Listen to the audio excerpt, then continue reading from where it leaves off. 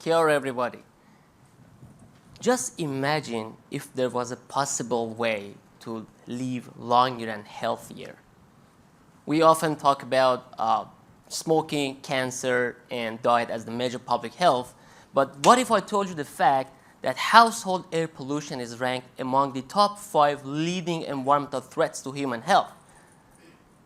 In New Zealand, it has a very familiar face: dampness, condensation, and mold. Statistically, 1 in 6 New Zealanders live in a severe mold-affected home. It's around 700,000 people we are talking about. And how many of them are children? Just think about it for a moment.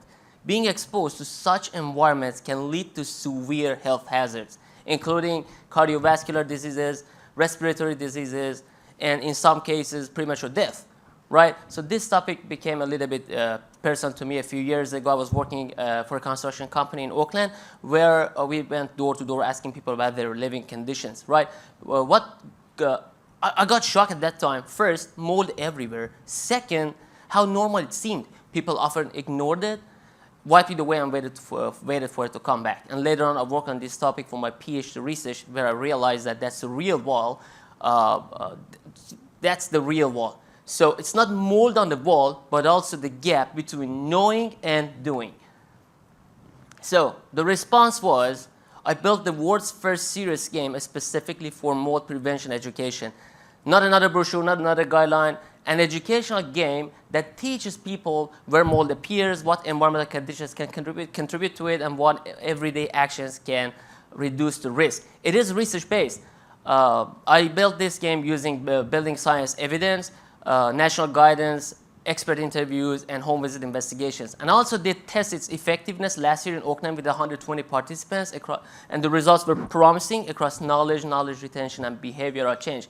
But the most important thing is, it is not just sitting in academic papers. It is live, completely online, free of charge. You can just scan this code.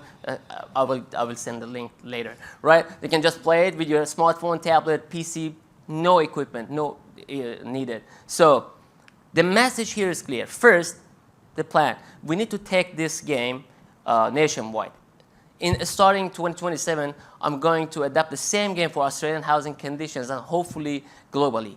And notably, last year, this game was recognized by New Zealand Green Building Council, where I was a Future Thinker of the Year 2025 finalist. So the message, final message here is, we have to save our children and our community from this hidden risk together. Thank you.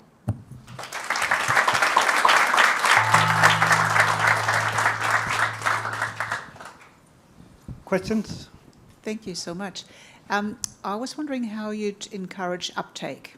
So you talked about how it's effective once people engage with the game, but how would you encourage families, people generally, to actually get involved? That's a nice question that we are trying to work on this with my team. So first, we need to work. Actually, we are working with local councils just to showcase this game. Hey, there is something out there, right? So we are going to disseminate this game with local councils in Christchurch first to get more feedback. Then we are going to run citizen science, right, to get as much information as we can. Then we're confident, then we can just work with organizations for dissemination to share it with more group of people.